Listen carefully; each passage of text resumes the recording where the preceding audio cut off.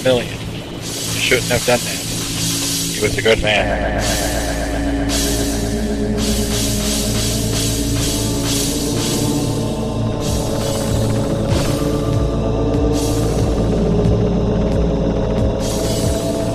In, through, and beyond.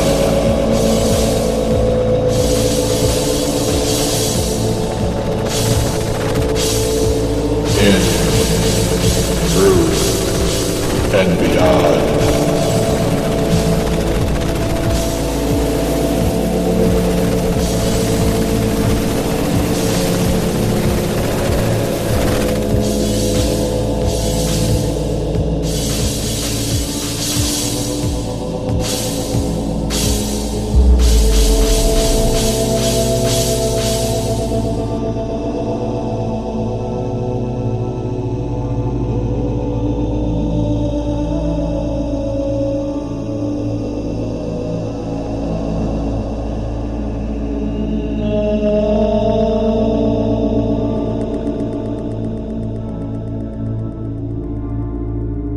Okay, everybody, welcome to the latest episode of All2ReelToo.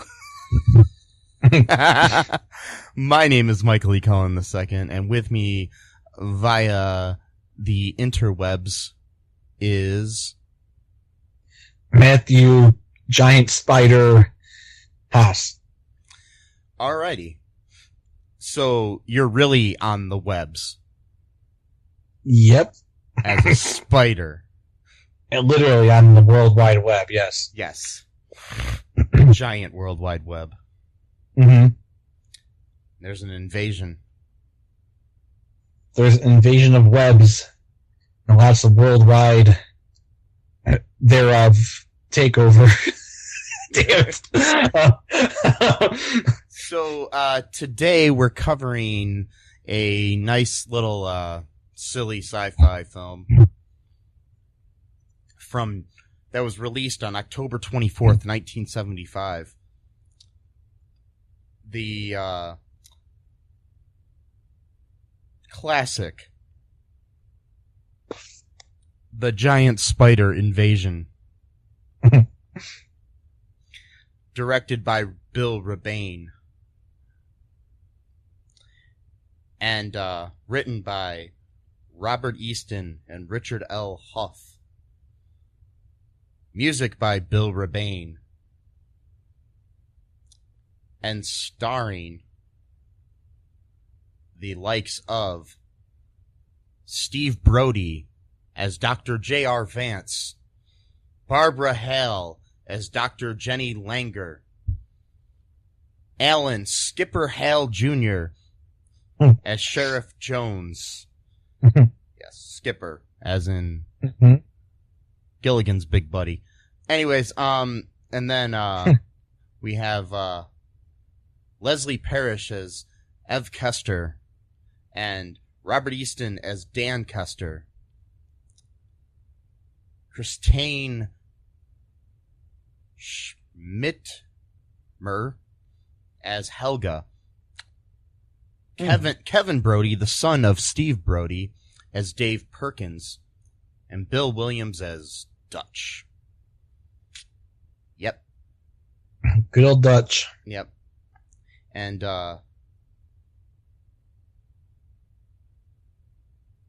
Bill Williams was married to Barbara Hale, who also was in the movie as Dr. Jenny Langer, as we said. So, yeah. There's a little bit of nepotism in this movie. Yeah. There's a father and a son, and then there's a husband and wife. And then there's two people with the last name Hale that I don't believe are related to each other. So, it's a package deal. Yes. You get both of us for the price of one, so, Yes. And the movie did cost $300,000. Which is not a lot of money back then. No, not even back then. Yep. It made $15 million, so that's a pretty good, profit. This was a very successful film. Surprisingly. Yeah, surprisingly. It was filmed in Easton, Easton and Easton, who was the Robert Easton, who was a friend of Bill Redbane. I mean, he came up with the idea. Robert Easton was also the creepy pedophilic guy in the movie. And but the film was shot in Merrill, Wisconsin and Gleason, Wisconsin. So what happened in this movie here, Matt? So many things. I mean, it's kind of a weird movie like that where there's actually a lot of dialogue in it, for one thing, which I was surprised to see because I was expecting some kind of like just silly spectacle type of movie. But really, I'm going to say almost the first half of the movie is pretty much just mostly dialogue, except for like the very beginning when the eggs or the meteorite or whatever it was crashes into this person's farm, and then we don't really see much of that afterwards, except for like a spider crawling here and there or whatever, and it kills one person I think immediately, but then we don't really see much of that until about, I want to say, almost 40 minutes into the film after that. And basically it's about this like meteorite or something crashes into this guy's farm in Wisconsin somewhere, and it just like it starts off like a really small spider, but it just keeps getting bigger throughout the movie. They didn't really explain why it got bigger, but it did. And then and there was like more than two like little eggs, so like there was like all kinds of spiders just kind of climbing all over the place around the farm and other parts of the town. It kind of had like this weird like religious undertone to it. Like, I don't know if they were really saying like, it's religious, but like there was like this revivalist preacher in town who was like talking about like the wages of sin and all this kind of stuff, and that kind of played into the whole like apocalyptic aspect of the movie of like, those giant spiders going around and killing people and we can't stop it and all this kind of stuff. And there was like this dude acting in this movie is hilarious.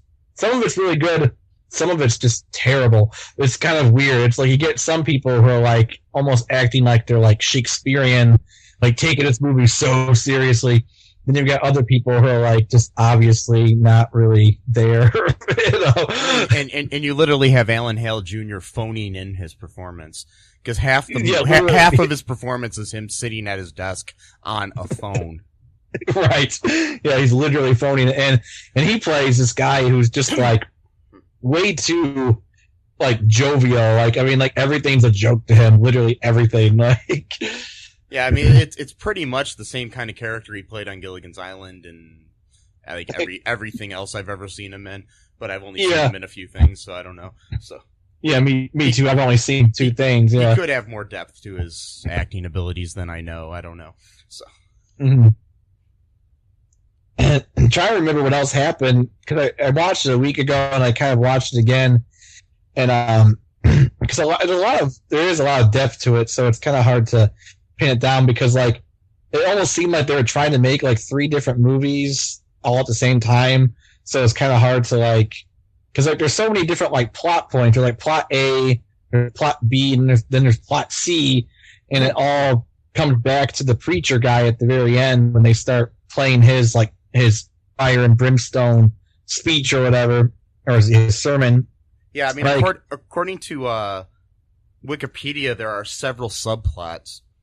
Did you want me to read them off?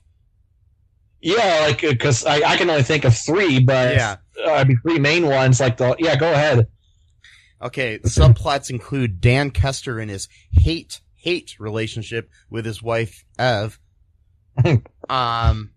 Dan's adulterous affair with the local barmaid, Helga.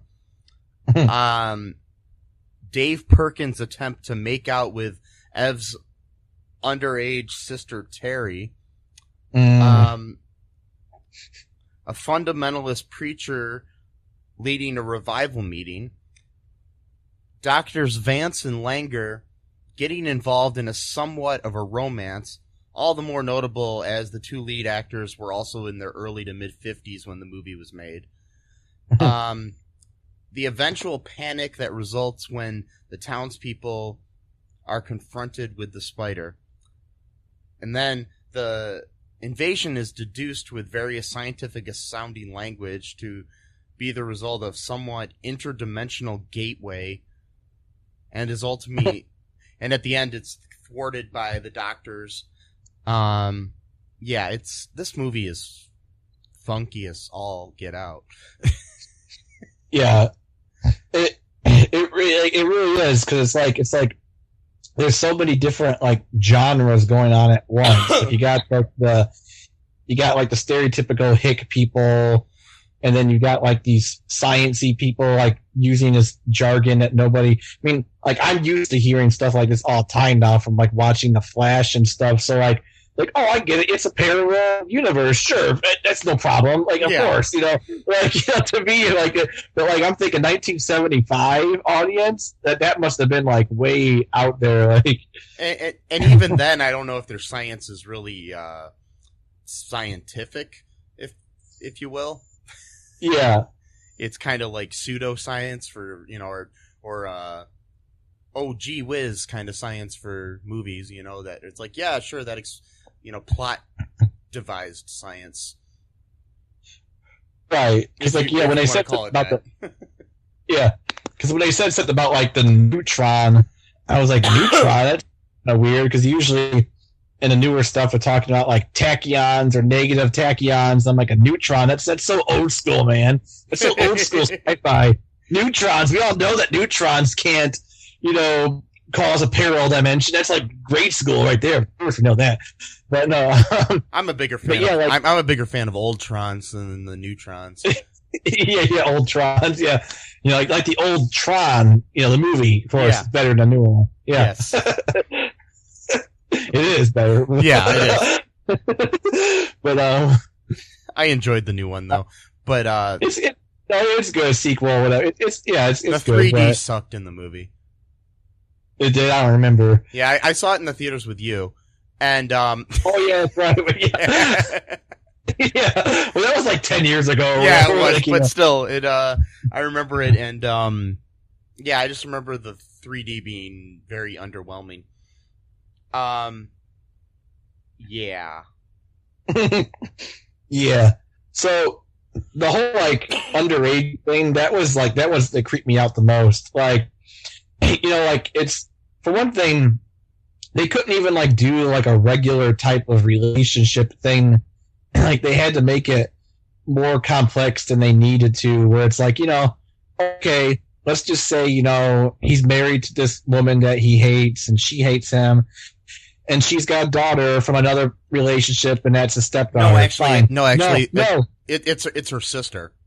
Exactly, that's what I'm saying. Like that would make more sense. Oh, okay, instead of having this, instead of having this weird relationship where that's her younger sister living with her, and so he is like not the stepdad of her, but he's like the legal guardian of her. It's like, why make it more complicated than it needs to be?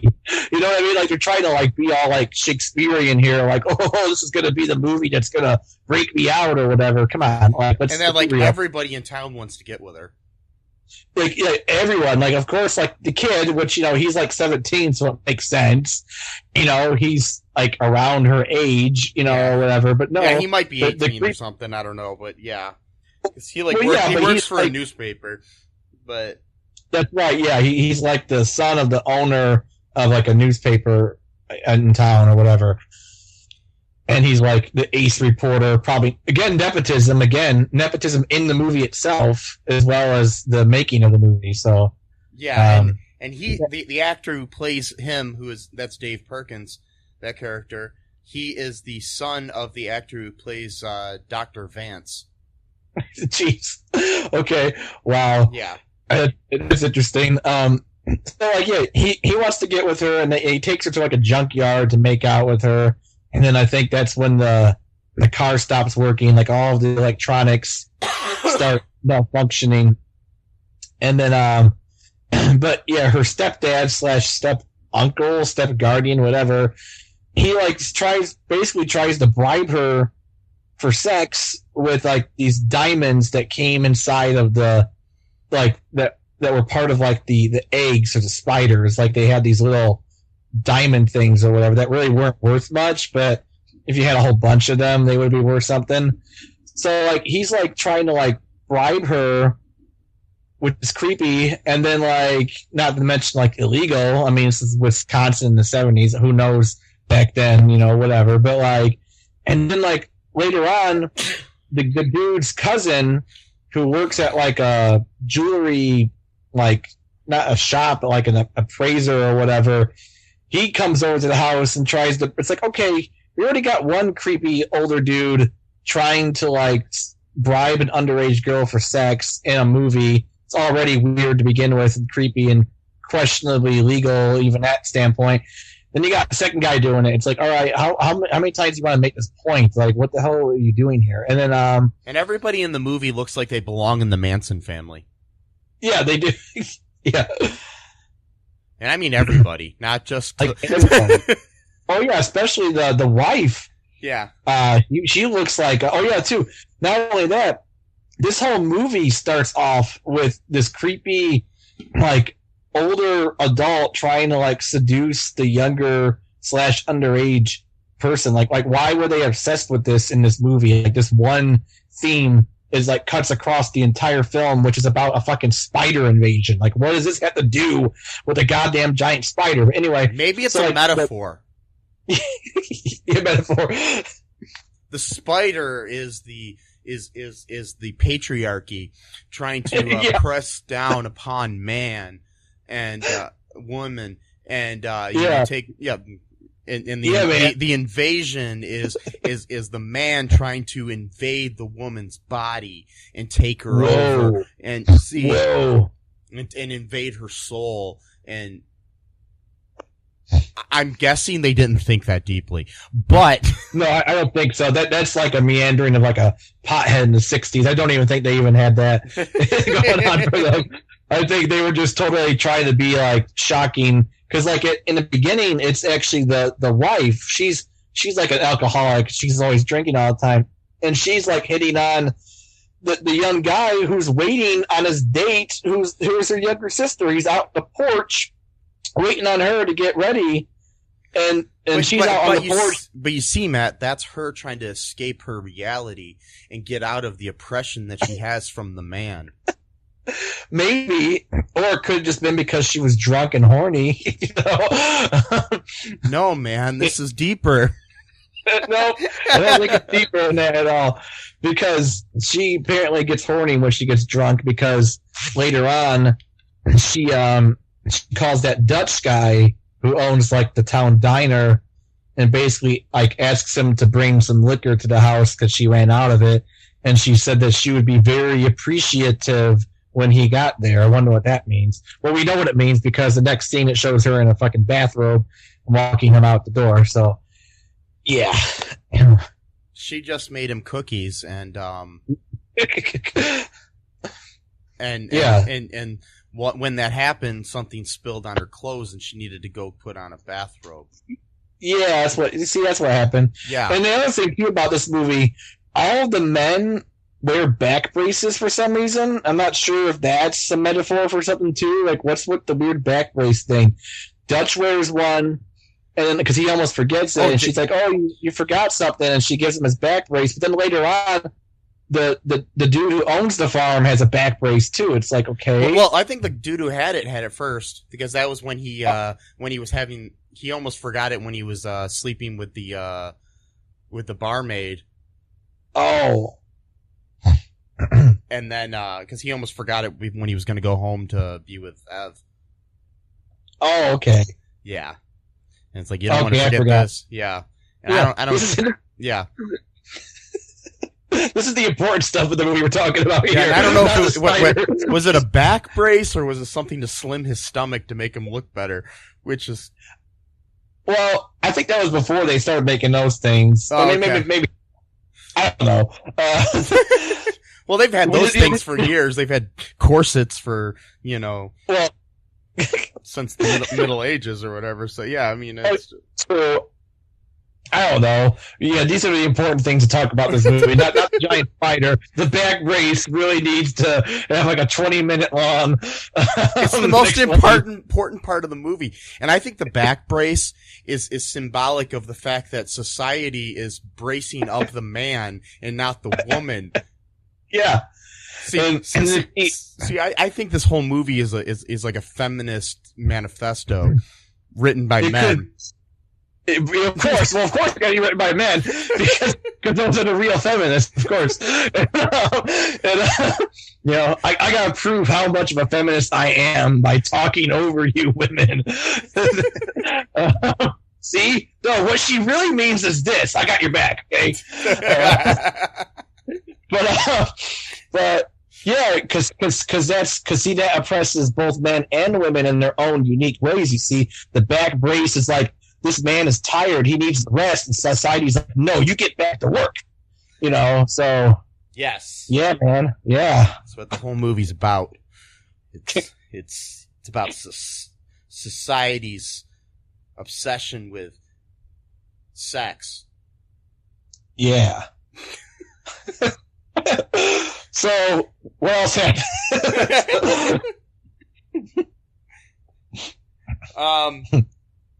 Well, I mean, we have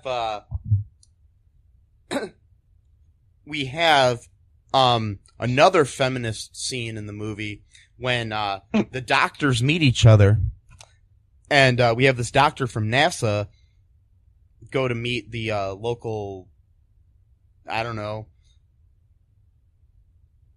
astronomy doctor person. Astronomy.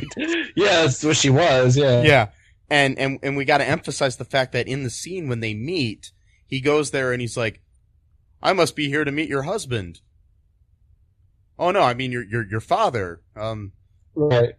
Your brother, or just like, well, actually, I'm Yeah. the doctor. See, I'm telling you, this movie's a.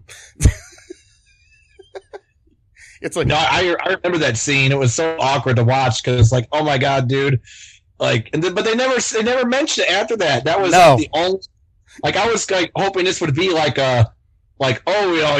you assume I can't be a doctor because I'm a woman. She just let it go. I'm like, what the fuck, lady? But whatever. well, no. Hey, what it's telling you, Matt, is that once you are told that women can have power and be in powerful positions, men readily accept that. Yeah, but it's very. I'm being sarcastic. Anyways, Very underhanded way of doing it because like nothing came from that other than like, okay, I guess a woman can be astronomer. Awesome, like that's some big fucking revelation. Like, see and plus what I'm saying is it's showing how easily we as a society can accept women in roles of power and in intelligence. Yeah, because this movie came out in 1975, and we still don't even have a woman president yet. We still have the B2 movement, Hollywood, Weinstein bullshit, So so much has progressed in 45 years. This movie was just years ahead of itself. Yeah, unfortunately. But, no, it wasn't, Matt. I know it wasn't. Yeah, I do remember that scene though. I'm like, oh god, this is awkward. He keeps like listing off all these different male relatives. I'm like, okay, but think about logically. Why else would she be there? Like the original scene was him, just mentioning, like 40 different types of people that could have been the. Like your cousin, your third cousin, your uncle, your step uncle, that guy. What? Then he started being like, positions she could be. It's like, what are you, the janitor? Are you the maid? Or are you the Right. God, it was the most awkward scene I've seen in a movie in years. It was. And then right after that, she offers him tea. I'm like, okay, so you just blew the point. Like, he's like, what the fuck is this movie trying to do? Like, well, it's trying to show you that in society, women can be two different types of. Yeah, I think we're looking way too into that. Hey Matt, do you want to take a break now and then come back and talk more about the greatest feminist manifesto that was ever put to film? Sure. Okay, we'll be right back. Hi, folks. This is Michael E. Cullen II from the podcast that you're listening to right now, along with manager Matthew Haas. You got promoted? Yes. Damn it. Okay. Anyways, folks, do you like the show Superstore? I don't know. I asked the folks and nobody's answering me. Because they're not here. Oh, but we love damn it. Yeah, we love it, though. Okay, folks, if you like it as much as we do, you're really going to like the Super Story podcast, which is a podcast where Matthew and I go episode by episode and give our little opinions and thoughts on it. Sometimes we have guests, sometimes we don't. Just depends on how we're feeling. Yeah. And, so if you like this podcast and like our little crazy banter, then you should definitely check this out. Or I might get sad. And when I get sad, it gets pretty sad. Yeah, so I can't deal with him when he's sad. Yeah, no one can really. So yeah. So check out Super Story Podcast right here where you get this podcast, Super Story Podcast. And we are back. I know that this movie is, hailed by women world round for the steps that it made in furthering the rights of women in society, and people like Gloria Steinem and others have praised this great film. I'm assuming. I don't think so. Probably not. Oh God. If only, and again, there's many other reasons why not, but if only for the reason of the creepy underage step niece or whatever type of thing going on. By the way, she's topless at one point in the movie, so I'm not even sure of the legality of that shit going on. But well, I just the actress, the actress probably was over 18 at the time when they shot. Okay, good, because I was like, that is not something I want to see. I'm assuming she was, but now I need to look into it because I'm worried. Well, then again, it was only for like a second, but so whatever. But yeah, this movie. All right, so you want to talk about the actual spiders in this movie? Yes, let's talk about that a little bit, Matt. What do you have to say about that? Those spiders were genius, man.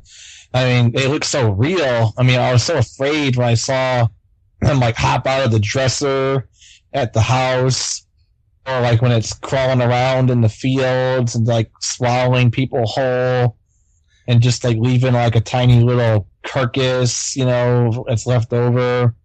The blender scene was pretty hilarious, where the drunk wife is making herself a Bloody Mary, and the spider crawls in the blender, and she doesn't know it, and she turns it on, and then she takes a drink of it, and drinks spider. Gross. I do that all the time. What, you make spider Bloody Marys, Spider Marys? Yes, I put Lysol, spiders, and bleach. And because our dear leader, dear Fuhrer, said, hey, you could cure the coronavirus by, giving yourself disinfectant inside of your body. So there you go. But he claimed it was sarcasm, so it's okay. Oh, yeah, of course. Yeah, I used to know kids like that in junior high who would humiliate themselves and then be like, it was a joke. Yeah, no. Yeah. You're making it worse for yourself. Because the greatest place in the world to talk about, to be sarcastic, is at a press briefing 6 weeks into a pandemic. Yeah. Because, you remember that great scene in Independence Day when Bill Pullman, as the president, came out and he started making jokes about the alien invasion?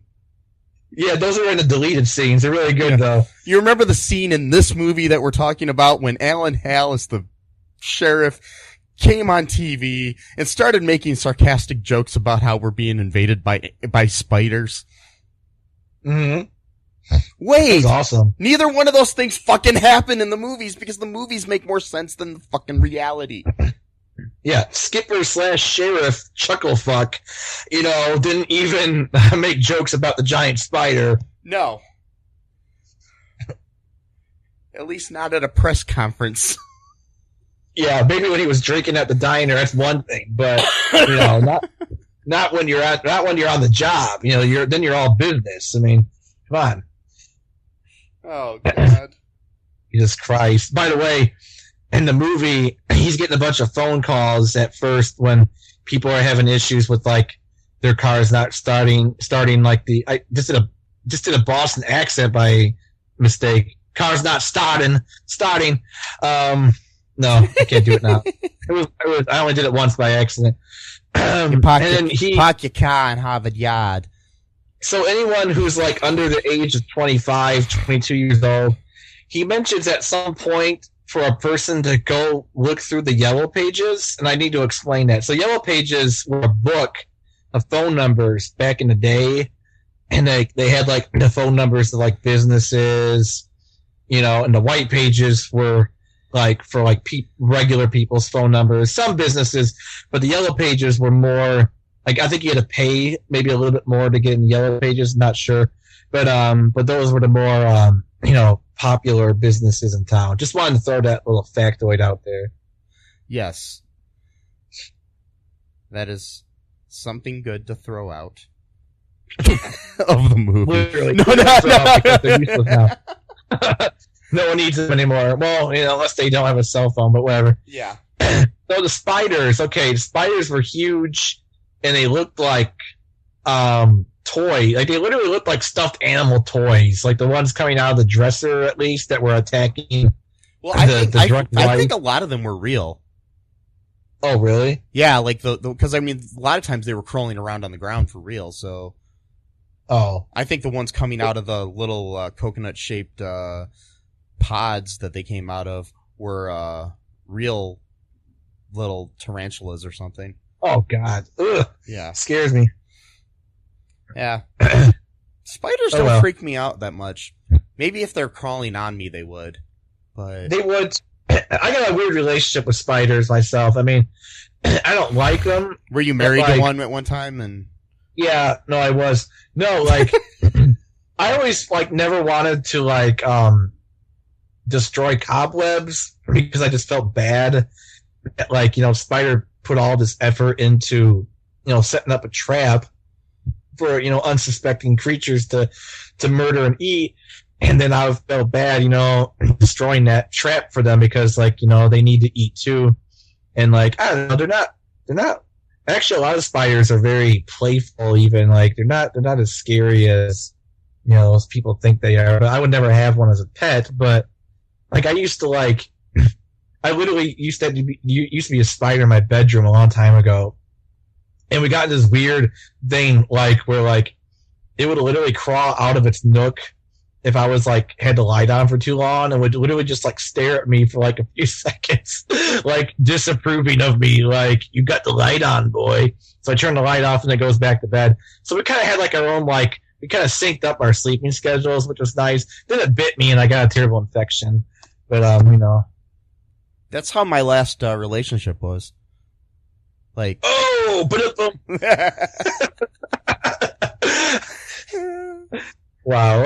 So that had nothing to do with the movie. But, so the spiders are all over the place in this town. They're getting bigger. The eggs have these shitty looking diamonds that are apparently worth nothing, but if you have a whole bunch of them, they're worth a lot. So Farm Boy with the back brace wants to collect a bunch of them so he can become rich. He tries to bribe his underage stepniece with sex with it. she rejects him because she doesn't think that the diamonds are really worth anything or they're not real diamonds. Then he goes off like, oh, well, I'm going to find more. He gets killed by the giant spider. And then the wife gets killed first. She gets killed first, and then he gets killed like a day later. And then the dude's cousin has the diamond. He tries to bribe her for sex. She rejects him. So at least she's rejecting these creepy old guys. You know, that's nice. There's a good feminist tale for you right there. So she's like the younger generation. See, she's like the one. She's the one that's gonna push the progress even further. You know what I mean? So like, no, I'm looking into it too deep, but like, I lost my train of thought. Oh boy, this movie was fun. I literally actually enjoyed it, so I don't know. But it wasn't that bad. No, it wasn't that bad. That's the thing. So, I don't know. Do you want to take another break and then we'll come back and talk about some the rest? I mean, or do you want to talk about the rest of the plot now and then come back and then take a break? Like take a break now and then we can discuss the rest of the plot or rest of the movie, whatever. Yeah, and then we'll talk about some like reviews and some trivia here too. Okay. We'll be right back, folks. Hey, folks, this is Michael E. Cullen II from the podcast that you're listening to right now, along with Matthew Haas. We just wanted to tell you about our great podcast called Super. It's called All Too Real. And on that show, what do we do, Matt? We watch biopics and then we talk about whether or not the movie matched up with the real story or not. So it was a lot more exciting than that, though. Yeah, so we analyze the real story and the real story. Get it? Get it? Real. You know? Yeah, they're spelled differently, folks. You can guess which one I said which way. Anyways, so sometimes we have guests, sometimes we don't. But we talk about great movies like Shattered Glass and The Social Network and Futile and Stupid Gesture, among others. Those are some of the ones that we've covered so far, and we're going to cover a lot more. So please subscribe on Stitcher, Apple Podcasts, Google Podcasts, wherever you find your great, fun podcasts. And be sure to share it with your friends. Do it. And make sure you're not afraid to get all too real. Bye-bye. And we are back. Okay, Matt. So how did this movie like wrap up? So, in addition to all the cool stuff about the movie, like the back braces and all the diamond shit, the boring stuff, and the phone calls. Oh, yeah, and the phone calls and the yellow pages. Yeah, the boring stuff happens now with the spiders attacking people, ripping them in half or swallowing them whole. Boring shit. You don't want to watch that stuff. But the best part of it is that the giant spider is obviously a fucking car, a bug to be exact, with like spider legs attached to it. I mean, it's so painfully obvious that a car is driving this thing around town, and then you got these militia townspeople, like everybody owns a gun, of course, and they're like, we're gonna kill a spider, and then like this creating like this sort of mob mentality, and then the sheriff is trying to like hold them down or whatever, but they won't listen to him, so they're all like, we're all gonna fight the spider together, and it doesn't do shit, their rifles, and the spider's like attacking all of them and eating them, and then they're trying to shoot off this neutron into the the place where the place where the I don't know exactly where are they going to shoot this neutron into exactly? Just anywhere, or like I don't know. Somewhere. Anyway, the plan was that somehow this would open the time-space portal where the spider came from, and would kind of put them back to where they were, but it didn't. All it did was make the spider like melt into this weird sludge, which doesn't really make any sense to me because it's like if you're trying to get the spider to go back to its time and place, why wouldn't it just do that? Why would it just melt its skin? I don't understand that logic. But again, I don't really think the science in here really holds up. So, well, whenever I want to go back home, like if I leave my house, I have to turn into like some kind of goo before I can, because that's how science works.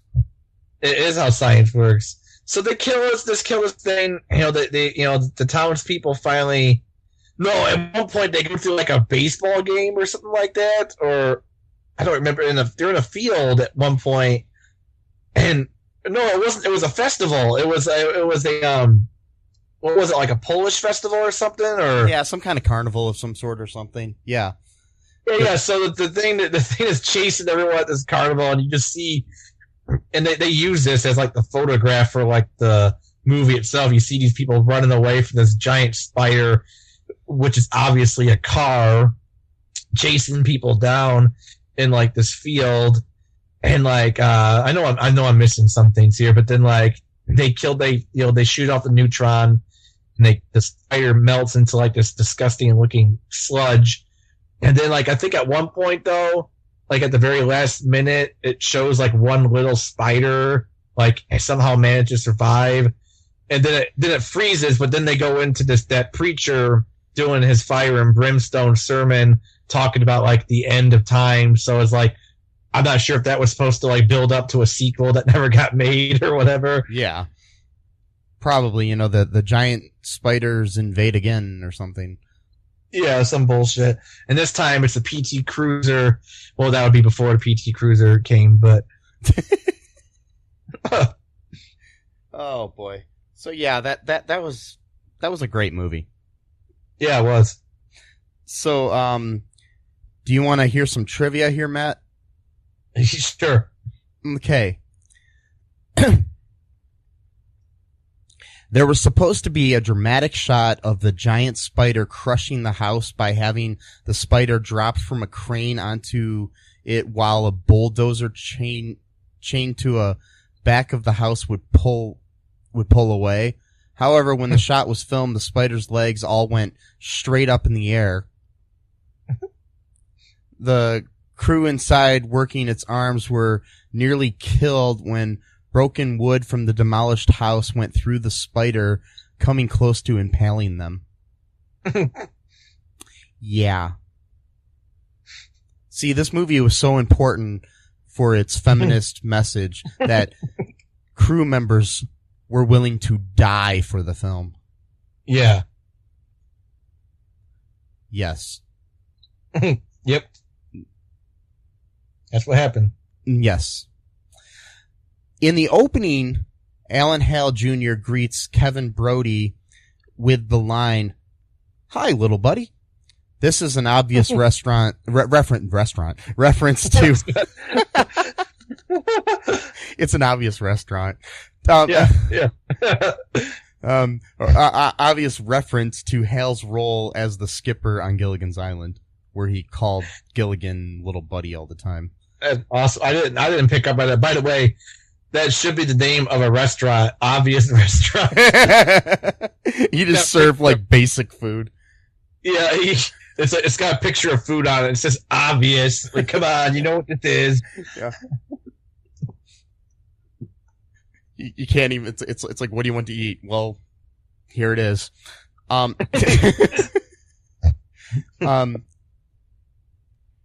There was supposed to be a shot of a big spider in a tree bursting into flames.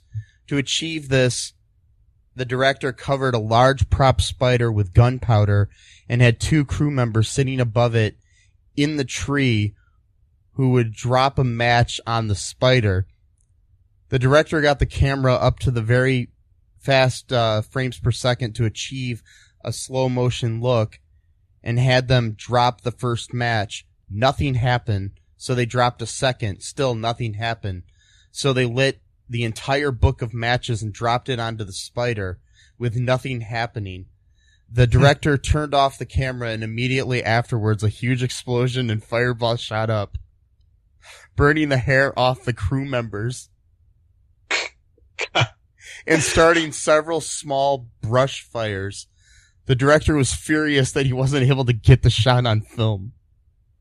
Jesus Christ. These guys lost their fucking hair because of a fucked up... Oh my god. The framework for the VW, the Volkswagen Giant Spider, was recently found in the woods and put on display in Gleason, Wisconsin. Found in the woods? Yeah, they just left it there when they were done filming. Yeah. Wow. This was a surprise box office success. It was one of the top 50 grossing movies of 1975. You gotta remember too, this was competing with Jaws. Yeah. I mean, Jaws was obviously the top grossing film that year, but still. Yeah. And they mentioned Jaws in the movie at some point, yeah. too. So this was really made fast, I guess. Yeah. In a scene depicting the giant spiders attacking a Little League baseball game, the spiders are obviously Volkswagen Beetles with puppet legs attached. Tread marks can be seen in several shots.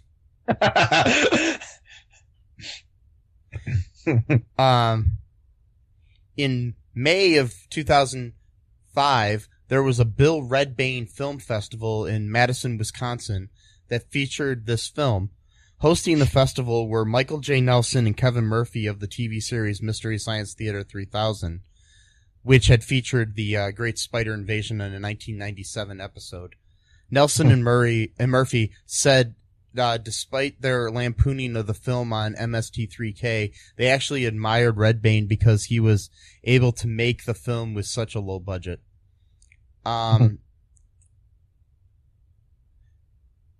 Stars Steve Brodie and Barbara Hale pulled in family members to play supporting roles in the film. Brodie's son, Kevin Brodie, played Dave Perkins, and Hale's husband, Bill Williams, came in to play the role of Dutch, as we stated earlier. The film is listed among the 100 most enjoyable bad movies ever made in John Wilson's book, The Official Razzies Movie Guide. Cost about $300,000 to make. According to Redbane, I'm sorry. Rebane, I'm sorry. Yeah, I said Red. I can't pronounce things tonight. The two writers on the film each approached the story from different directions. Richard L. Huff wrote the original story and kept a very serious tone to the first draft of the script. Robert Easton, on the other hand, lent the film a comical tone, writing most of the colorful dialogue for his character, the creepy uncle, and other locals. The film's rather infamous jokes are credited to him as well. Combining both writers' material resulted in an oddball tone for the script. Yeah.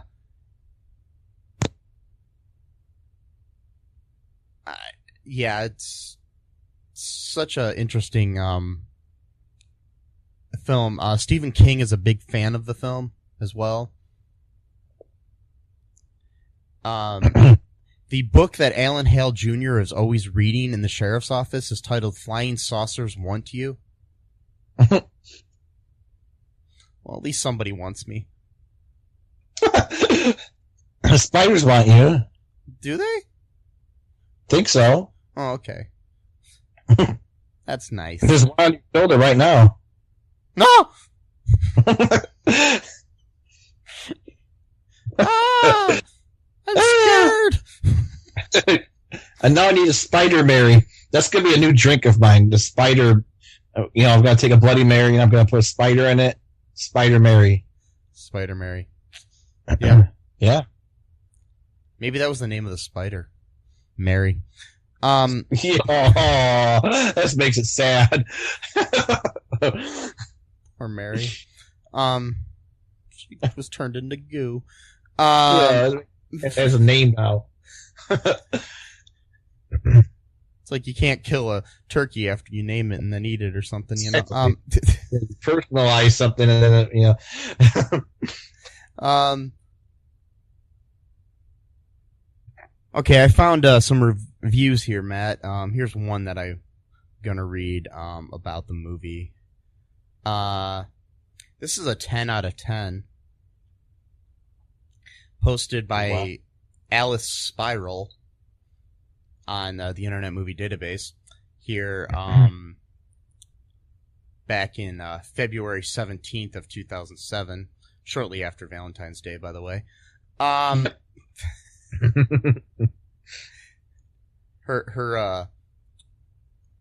headline is "Never ill-treat spiders because they'll have you." All spiders who were ever killed go into outer space and are reborn. And because of messages passed along the spider grapevine, they come back in pods. And Wisconsin obviously has a higher rate of spider killers, so this is why they are there. I mean, people were flattening spiders with irons for no good reason. The only ones spared are spider lovers, and they know who they are. Anyway, this is one of my favorite types of horror movie bug attacks. For a low-budget movie, it's as good as you could expect. Plenty of suspense and plenty of silly, panicking people. The DVD has the director talking about how the movie was made, and it seems it was in extreme discomfort as the temperature was well over 110. Okay. Yeah.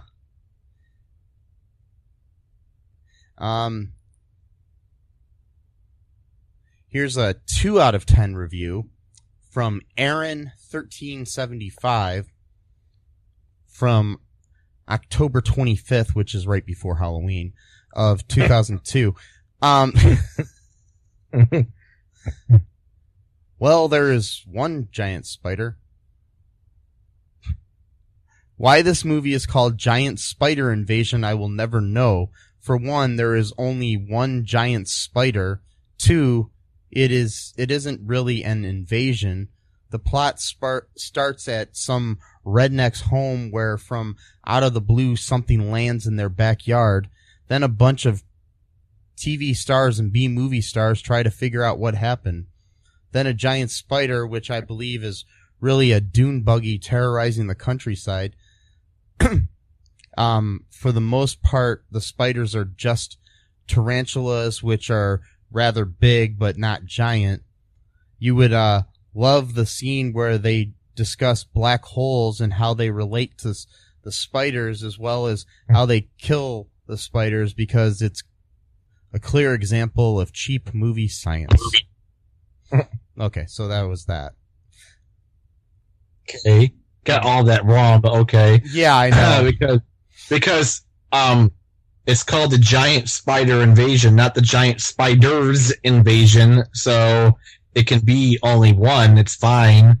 Whatever. Can an invasion be just one thing, though?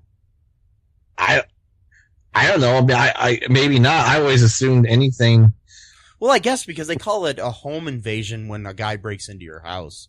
Right, and plus too, some of the spiders did grow up and get bigger, so there were multiple giant spiders. I mean, they weren't all as big as like the Volkswagen one was, but there were a few that were actually like almost like human size. So whatever. So or maybe not. Maybe that. What's that? Oh, I was gonna say here's another review if you want to hear it. Sure. It's called Movie of the Year by Sheepy. And this was written on March 4th of 2000, which was around some kind of holiday, I'm sure. Anyways,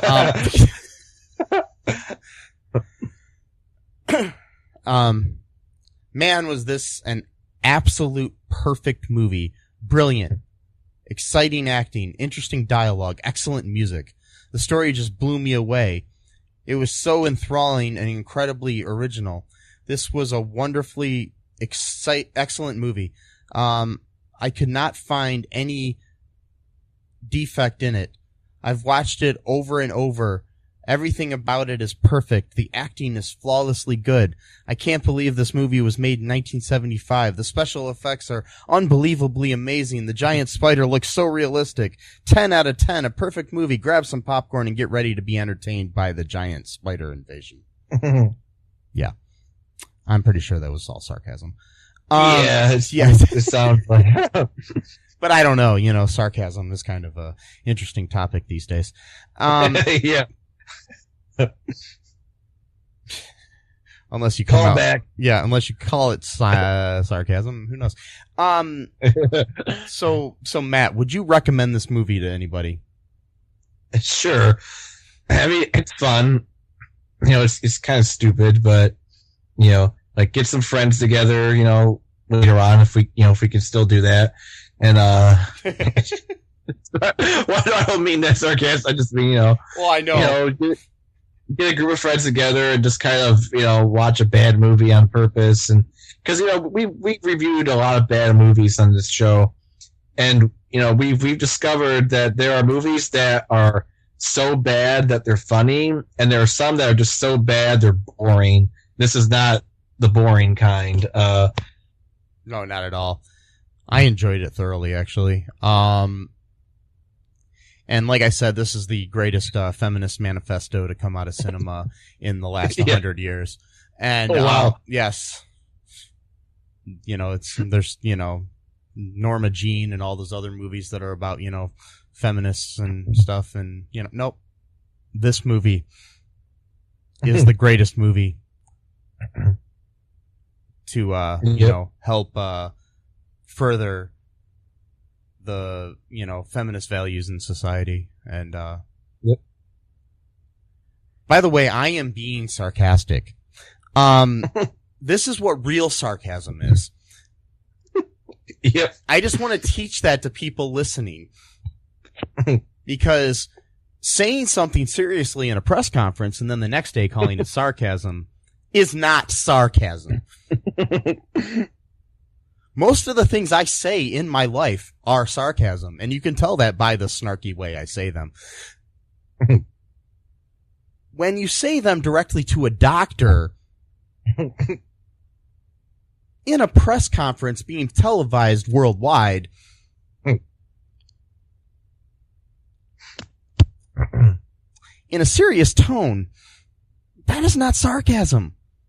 Nope. No.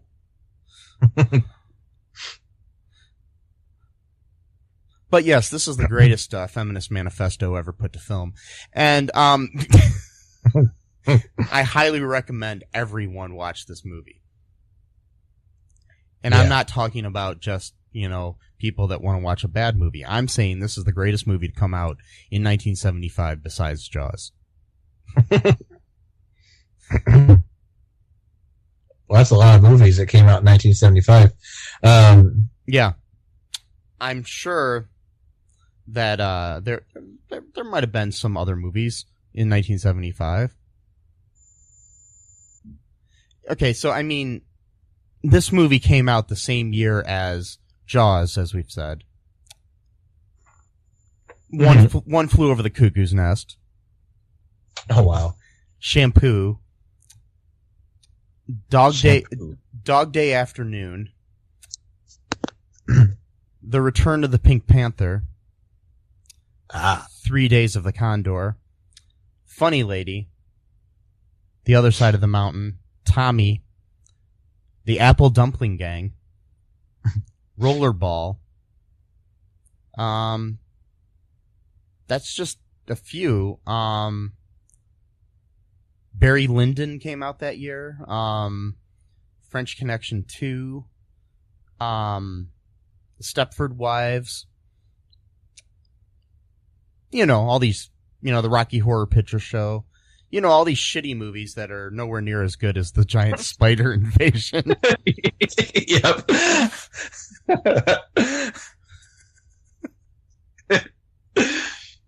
Oh. Because tell me, do any of those have a good feminist manifesto buried deep within their plots? I mean, not even close. Especially Return the Pink Panther. That's just mockery right there. Yes. You know, they use the color pink as a way to actually, you know, make fun of women as opposed to, you know, lifting them up, you know. So, yes. you know, it's obvious, you know, just mockery that's just oozing out of those kind of movies, you know. And then you have the Rocky Horror Picture Show, which is just totally downplaying the idea of femininity by having, you know, Tim Curry dress up like a woman. Oh, I know, yeah, because, you know, transgender people are so bad, you know, they're, you know. Anyway, this is sarcasm, by the way, that people. that definitely is sarcasm. Yes. Oh, boy. God. So, I tell you what, though, Tim Curry can pull off any look he wants. Oh, yeah. Any look he wants. Tim Curry is a god. Anyways, so, anything else, Matt, before we sign off today?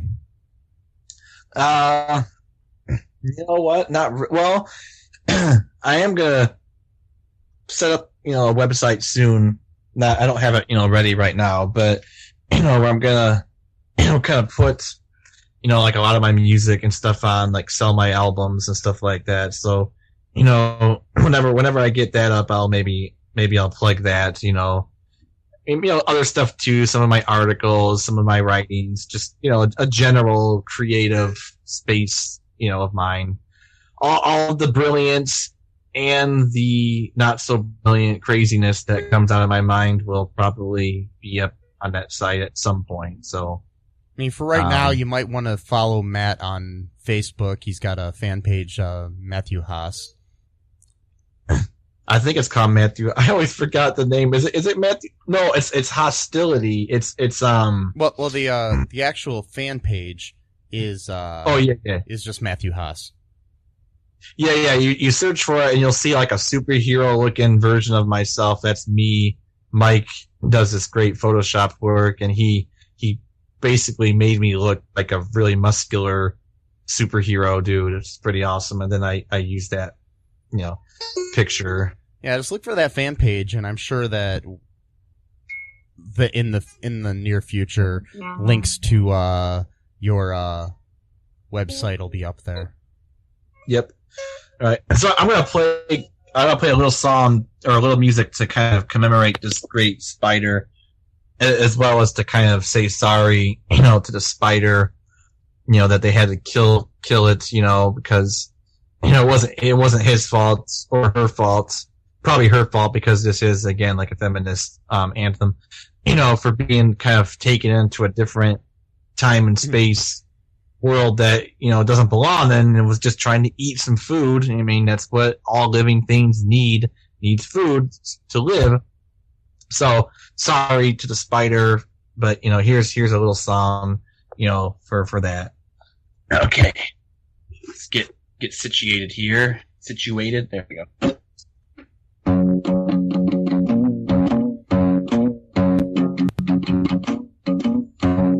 Giant spider.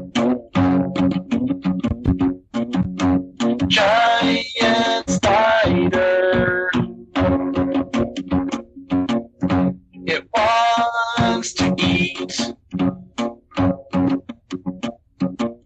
Its diamonds pay for sex. That's the end of the song. That was like the greatest song I've ever heard in my life. Thanks. By the way, just for anyone who's listening, my real music is much better than that. So, yeah. Well, yes. If you've listened to this show, the theme song to the show is written by Matt and things of that nature. So, but no, that was the greatest song I've ever heard in my life. Okay. It's right up there with anything by Justin Bieber, or New Kids on the Block, or Sonny and Cher. Sonny and Cher. Yeah. Those three artists. Yeah. Those three. And you. Yeah. Are the four greatest artists of all time. Wow. That's a It's a tall order. Well, I shouldn't be so sarcastic about that because you actually are talented. Anyways, unlike That's fine. Yeah. No, it's so obvious, just like the restaurant, so yes, the obvious restaurant has obvious music in the restaurant too. Yes. It's like it's not really music or anything, it's just there. It's just there, it's obvious. I mean, yes. It's just obvious restaurant music. Anyways, before we go, make sure you check out cullenpark.com. We got stuff on there. Right now, if you also check the links in the show notes, there's a link to a really cool Cullen Park Productions t-shirt that you can get. It's only $20. It's got a really cool our logo on it. But the cool thing about it is $10 of that goes to help further our adventures in podcasting and filmmaking. Also, the other $10 goes to a company that I really love called Jupe Mode that is located in Toledo, Ohio, where we are based. And during these tough times, supporting local businesses is really important. And whether it's local to you or just local to, somewhere, because everything starts out as a local business. And it's better to support a local business that has a possibility of going out of business due to this pandemic than some big corporations, Yeah. And so I say buy a shirt. They've got other shirts on their website too. I'd prefer it if you buy one of ours, but they've got a lot of cool other shirts on there too. Buy one of ours, buy one of anything that they have on there. They've got a lot of cool ones that are also supporting a lot of other local businesses, which is really cool. Also, check out our Patreon and donate. Help support us. Right now, especially, we, are looking for ways to make sure that this podcast continues and we can continue to bring you the great films of feminist manifestos that we do all the time, because every single one of our films has that underlying current to it. Yeah. You know what we should do, though? What? At one point, we should do a counterpoint, and we should do a men's rights activist film, which is pretty much every film. and then, the like Mean Girls. And oh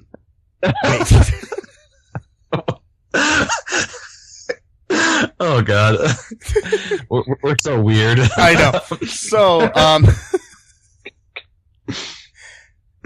anyways, I don't know what the hell I'm talking about anymore. I think this is all getting to me, Matt. Yeah, me too. I think I'm being invaded by giant spiders right now. You know what though? This one was a long one though. It's good though. This one's not a short episode, so that's good. Yes. So hopefully you enjoyed this. Also, I mean, feel free to email us if you have any suggestions for any movies you want us to talk about. We're more than happy to take your suggestions and do that. Also, another thing about those t-shirts that I was talking about, I forgot to mention.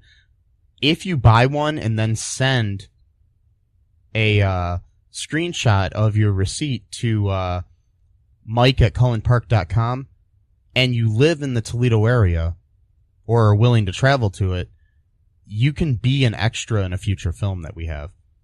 Ooh. So, yeah. And I mean, and if you don't want to do that, this isn't broadcast anywhere besides on here. If you want to be on a future episode of our podcast, we can set that up too. Buy a shirt and let us know, and you can come on and talk about any movie you want to. Any movie. Yes. Well, not any movie. I mean, we're not going to talk about porn or snuff. Yeah, that's what I was thinking. Yeah, don't try to find some kind of loophole. No. Any film within reason that kind of would fit the mold of our show. Yes. But just, send that to mike@cullenpark.com. And other than that, like Matt's page, like our page, do it up. Dub it up. No, Dub it up. damn it. And dab it up and doob it up and whatever. Whatever makes you happy. Yeah. Right. Peace, love, and wash your hands. Stay safe, people. Bye-bye. Thanks for listening to All2ReelToo podcast, a Cullen Park production. Produced and edited by Michael E. Cullen II. Music by Matthew Hawes. Subscribe and share the show. Visit us at cullenpark.com.